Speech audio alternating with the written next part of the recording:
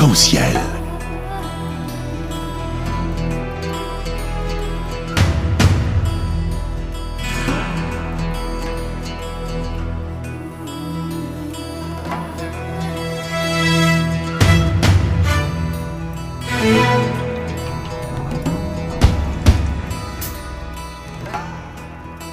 Arc-en-ciel, votre émission marocaine, chaque dimanche de 14h à 15h pour tout savoir sur le Maroc. Actualité, culture, économie, société et animation festive. Avec Abdelatif, Arc-en-ciel au cœur du Maroc.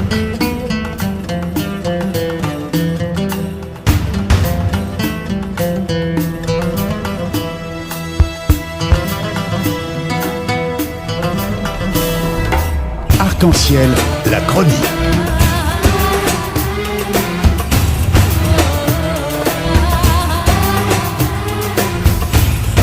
Arc-en-ciel info.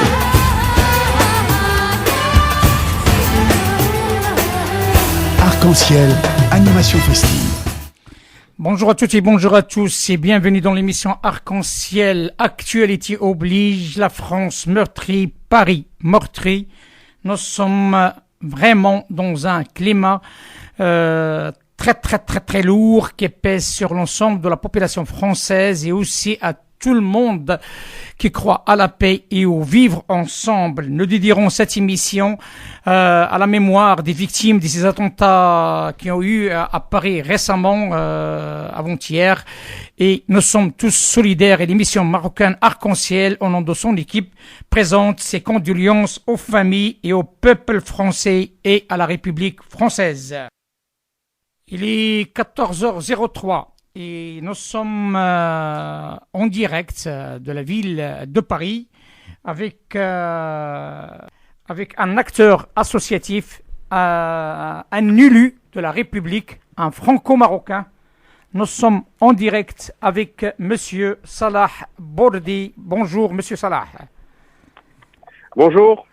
Bienvenue dans l'émission Arc-en-ciel sur Radio Pluriel. Pour vous présenter, il s'agit d'un maire adjoint de la ville d'Épinay-sur-Seine, président de l'Association des élus de la République pour l'amitié franco-marocaine, Cercle Eugène de la Croix. C'est un monsieur qui symbolise l'intégration et aussi l'implication des franco-marocains dans les atouts de la République. Et je souhaite avoir votre avis sur ces attentats qui ont touché la République en tant qu'élu de la République, franco-marocain, mais aussi en tant que musulman. Oui, bonjour. Merci d'abord de votre invitation. Donc effectivement, je suis donc Salah Bourdi, je suis maire adjoint de la ville d'Épinay-sur-Seine en Seine-Saint-Denis et j'ai l'honneur d'être le président de l'association Eugène de la Croix, qui est une association d'élus de la République de tous les partis politiques pour l'amitié entre la France et le Maroc. Et à ce titre, j'ai eu la chance de voyager et de partir sous le Maroc et de rencontrer les élus marocains pour travailler à cette belle amitié entre la France et le Maroc. Donc aujourd'hui, la France est endeuillée, la France a saigné, la France a pleuré et pleure toujours ses morts de vendredi soir suite à des actes de terrorisme inqualifiables. Des actes qui ont voulu clairement faire un maximum de morts, le but étant de nous faire peur. Aujourd'hui, l'élu que je suis et l'ensemble des élus du Cercle Eugène de la Croix, on a un message fort à envoyer aux citoyens français. C'est tout d'abord de rester unis derrière le chef de l'État, de rester unis devant cette souffrance et de ne jamais baisser les bras. La France est forte. Et la France ressortira de toute façon encore plus forte de ces épreuves-là. Voilà. Il faut rester unis. Exactement, parce que ce qu'on peut constater, Monsieur Salah Bourdi, il y a des gens qui cultivent la haine à travers ces moments difficiles que traverse la France. Quel message que vous pouvez leur dire à ces gens-là, et sur un plan de vivre ensemble et sur un plan d'avenir, et que tout le monde est concerné? Alors, moi, ce que je voudrais dire, c'est concernant tous les messages que j'ai eu l'occasion de lire à travers les réseaux sociaux. Les gens qui parlent de haine et d'amalgame entre les musulmans de France et ces actes de barbarie, ces gens-là ne représentent qu'eux-mêmes. Alors effectivement, lorsqu'on voit des propos injurieux, on est scandalisé, on est outré. Mais moi, je voudrais juste dire une chose, c'est que les gens qui écrivent ça sur les réseaux sociaux, les 3/4 des gens, ils écrivent ça derrière des pseudonymes. Et je suis sûr qu'il y a plusieurs personnes qui utilisent plusieurs pseudonymes pour déverser leur haine. Exact. Donc il ne faut pas prêter attention plus que ça à ces gens-là. Ces gens-là ne représentent qu'eux-mêmes. Voilà, Parfait, donc il faut pas se laisser intimider ou avoir peur. Aujourd'hui, les responsables politiques français, quel que soit le parti politique, sont sûrs d'une chose, c'est que les musulmans français n'ont strictement rien à voir avec ces actes innommables, abominables qui ont eu lieu vendredi soir. Rien à voir. Je pense même que les 3 bombes qui étaient au Stade de France avaient pour but de toucher le chef de l'État en personne. Donc, vous voyez, donc on est derrière des organisations spécialisées, on est derrière des organisations qui ont un but précis, c'est de commettre des actes de barbarie sur le territoire français au nom de Daesh. Donc les musulmans français n'ont strictement rien à voir, ni de près ni de loin, avec l'idéologie de Daesh, l'idéologie d'un islam barbare qui se trouve en Syrie ou en Irak. Donc voilà. Donc les gens qui veulent jouer à l'amalgame et aux sorcières et à faire peur, ces gens-là sont très très mal inspirés et de toute façon, tous les responsables politiques vous le diront, on ne cédera pas ni à la panique ni à la division, mais on restera unis derrière nos valeurs de liberté, égalité et fraternité. À travers cette émission Arc-en-Ciel, M. Bourdi, comme vous le voyez, donc c'est une émission dédiée spécialement à ces attentats qui sont plus que barbares à notre sens. C'est aussi pour répondre d'une manière communication à ces allégations, à ces mensonges qui essayent de faire servir quelques-uns par rapport à leur intérêt personnel. Mais là, je m'adresse à un Marocain aussi. Un Marocain qui est musulman, qui est issu d'un pays musulman aussi. Quel sentiment vous avez par rapport à ces gens-là qui ne représentent qu'eux-mêmes? Alors, c'est un sentiment de tristesse. Effectivement, vous l'avez rappelé, je suis né au Maroc, je suis arrivé en France à l'âge de 4 ans, aujourd'hui j'ai 44 ans. Je ne renie en rien le fait d'être né au Maroc et cet amour que j'ai pour le royaume chérifien. Moi aujourd'hui, vis-à-vis du Maroc, j'ai plutôt un sentiment de fierté. Sa Majesté le roi Mohamed VI a immédiatement téléphoné à son Excellence le président de la République François Hollande pour lui présenter les condoléances du peuple marocain. Donc pour moi c'est une fierté. Sa Majesté le roi Mohamed VI a mis en place l'Institut Mohamed VI de formation des imams où plus de 200 imams français sont formés pour venir ensuite officier ici dans les mosquées françaises. Donc le Maroc est un partenaire exceptionnel de la France et travaille main dans la main avec la France. Moi, j'ai eu la chance et l'honneur d'accompagner le chef de l'État. J'étais avec François Hollande le 19 et le 20 septembre dernier lors de son voyage officiel à Tanger. Exactement. Rencontrer Mohamed VI. J'ai eu l'occasion de rencontrer Sa Majesté Mohamed VI et d'avoir des discussions très ouvertes avec le roi du Maroc.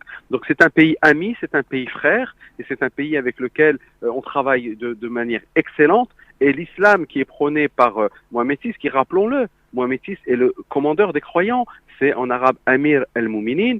C'est un islam de tolérance, un islam d'ouverture. Et je reviens d'Agadir où j'ai passé 4 jours le week-end dernier pour célébrer avec le peuple marocain les 40 ans de la Marche verte. Et je suis venu d'un pays où il y a la paix, un pays où les gens sont heureux, un pays où j'ai rencontré énormément. Vous savez, lorsqu'on a fait le défilé pour les 40 ans de la Marche verte à Agadir, il y avait des Français avec nous, des Français, permettez-moi l'expression, des Franco-Français, des Français de souche, qui vivent là-bas à Agadir, qui ont marché avec nous, qui ont porté le drapeau marocain et qui ont dit vive le roi, vive le Maroc, vive la Marche verte. Donc c'est un pays frère, c'est un pays où il y a la tolérance, où les Français, lorsqu'ils prennent leur retraite, vont s'installer là-bas, quelle que soit leur couleur de peau, quelle que soit leur religion. Voilà, c'est un exemple d'islam. Donc l'islam qui est sali aujourd'hui par ces barbares n'a rien à voir, bien sûr, avec l'islam qui est vécu ici en Europe et qui est vécu au Maroc, en Algérie, en Tunisie. C'est un islam de paix et d'amour et nous continuerons à nous battre pour que l'islam de France soit un islam à la marocaine, à l'algérienne, à la tunisienne, un islam d'amour, un islam de respect de nos parents, un islam de valeur et pas du tout l'islam de la barbarie. Merci M. Salah Bourdi de ces déclarations qui devront être écoutées partout et on fera en sorte par nos moyens de communication de la diffuser partout, qu'ils sachent comme quoi c'est une affaire qui nous touche tous. France d'origine maghrébine ou d'origine africaine ou d'origine d'ailleurs, c'est la France qui a été touchée, c'est la République qui a été touchée et nous sommes heureux de vous avoir parmi nous et on vous dit à très bientôt. On vous laissera la parole à d'autres intervenants. Monsieur Salah Bourdi, à très bientôt. Merci. Merci à vous. Merci de votre invitation. Merci, à très bientôt. merci, à très bientôt. Au revoir. Je rêve d'un monde si paisible, mon Dieu, cela serait-il possible? Je rêve d'un monde si paisible, mon Dieu, cela serait-il possible?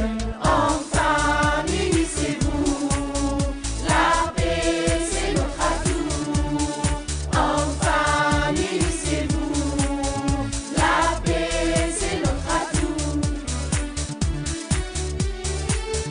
Mettons-nous à table ronde, soulageons la misère du monde.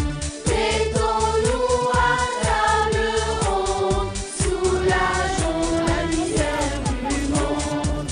Posez les armes, il faut qu'on parle. Posez les armes, il faut qu'on parle. Longtemps c'est à l'ordre du jour. Longtemps c'est à l'ordre du jour. La la la la la la la. La la la la la la. La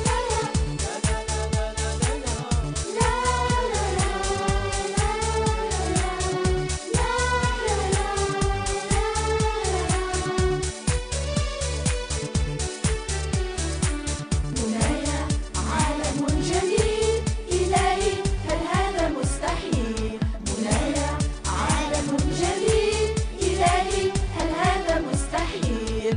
هيوا توحدوا للسلام توجهوا هيوا توحدوا. Nous sommes aussi encore en direct avec une franco-marocaine de la ville de Paris et on a fait le choix de la ville de Paris par rapport à nos intervenants parce que c'est à Paris que qui s'est arrivé et nous sommes en direct avec une chef d'entreprise cette fois-ci, une franco-marocaine, Madame Amelia. Bonjour Madame Amelia.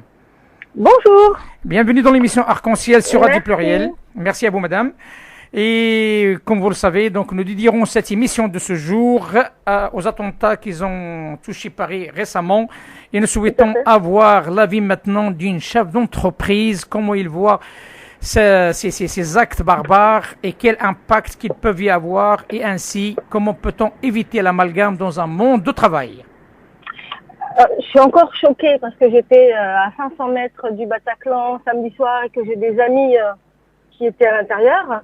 Maintenant, j'appréhende un peu lundi, mais je pense qu'il faut surtout pas faire d'amalgame. Je pense qu'en ce moment, les Français sont unis et j'ai été très, très touchée, très heureuse d'avoir des partenaires avocats français qui m'ont écrit pour me dire Amélia, nous sommes tous frères et sœurs de la République, je sais que tu le sais. Donc des messages comme ça qui m'ont beaucoup touchée. Donc je pense et j'espère que les chefs d'entreprise, de quelque origine soient-ils, sauront faire la part des choses et ne pas mélanger illuminés qui ne sont absolument pas musulmans et français unis dans la douleur. Effectivement, donc vous êtes à Paris, comment ça se passe les choses actuellement à Paris? Est-ce que les gens sortent ou pas avec... Non. Alors Paris est relativement, les rues de Paris sont relativement vides. Quelques personnes se sont recueillies sur les endroits où il y a eu les attentats. Donc on voit des fleurs et des bougies et des mots de soutien. Mais les rues de Paris sont relativement vides parce que la police conseille aux gens de rester chez eux parce qu'a priori il y a encore des alertes et les déplacements ne sont conseillés qu'en cas de nécessité. Parfait. Eh bien, écoutez, merci de votre témoignage qui est un message d'amour, un message de paix et aussi un message de tolérance et d'unité. Merci beaucoup, Madame Amelia. À très bientôt. À très bientôt, Madame. Bonne journée. Merci. Au revoir. Au revoir. Posez les armes, il faut qu'on parle. Posez les armes, il faut qu'on parle. Longtemps c'est à l'ordre du jour. Longtemps c'est à l'ordre du jour. La la la la la la la. La la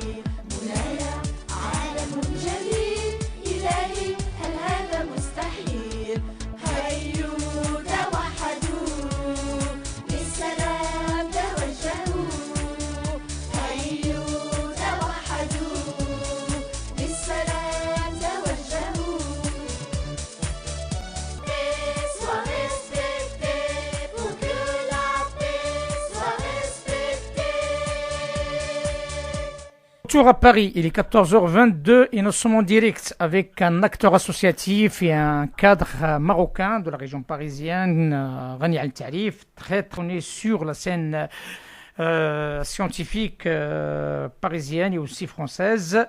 Nous sommes en direct avec Monsieur Mimoun Al-Yazidi. Bonjour, c'est Mimoun.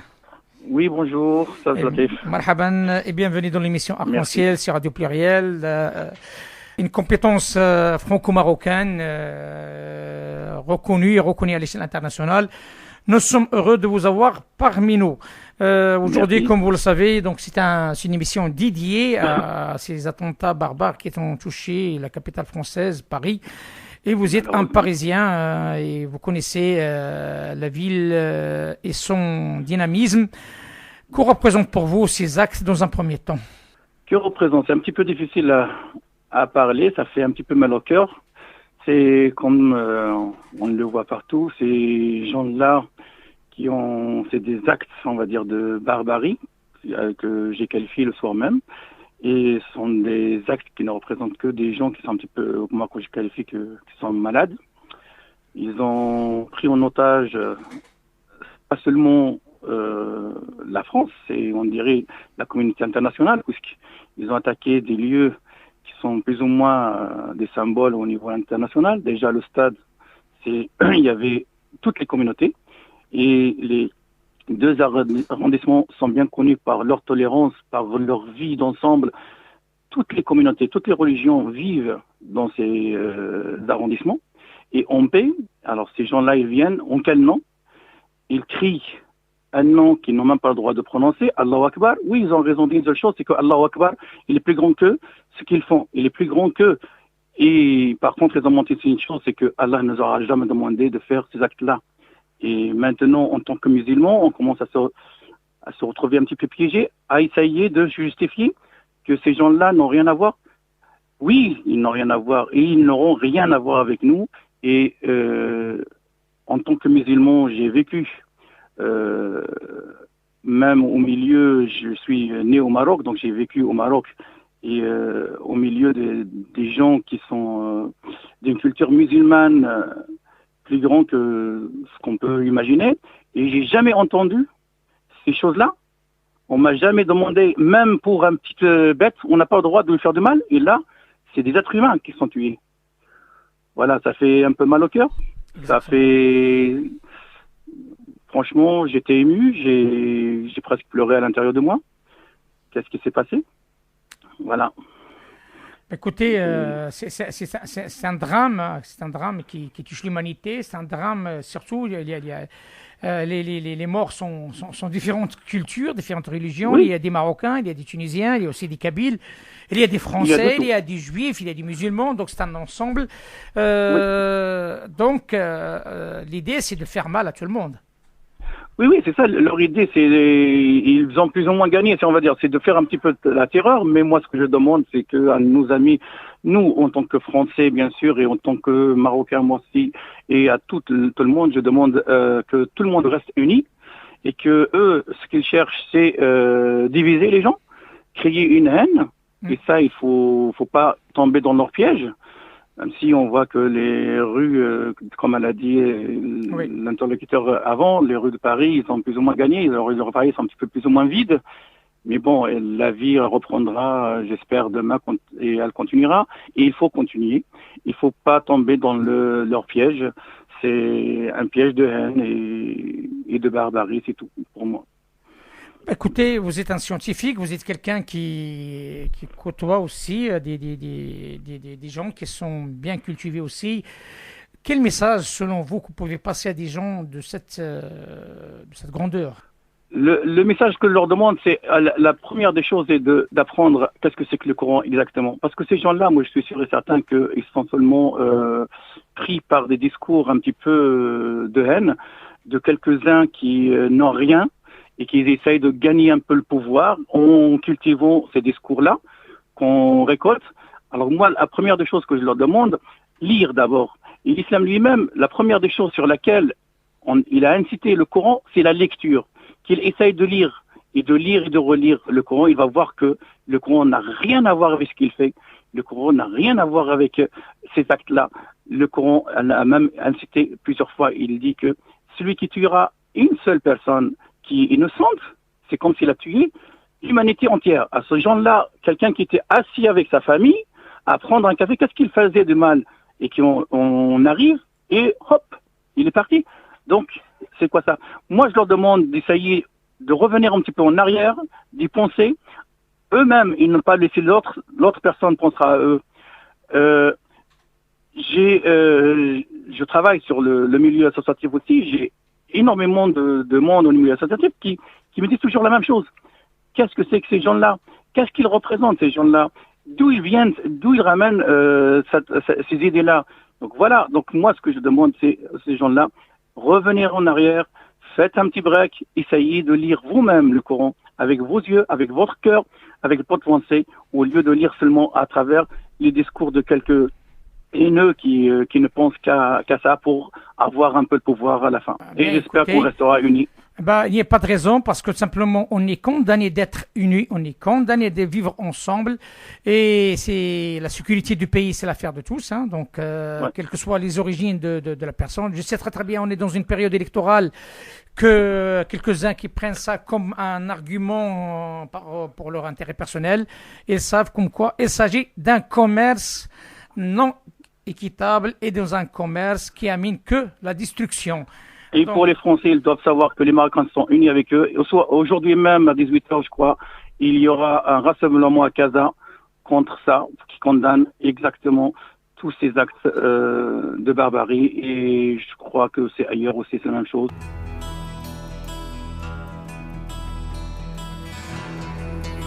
Arc-en-ciel.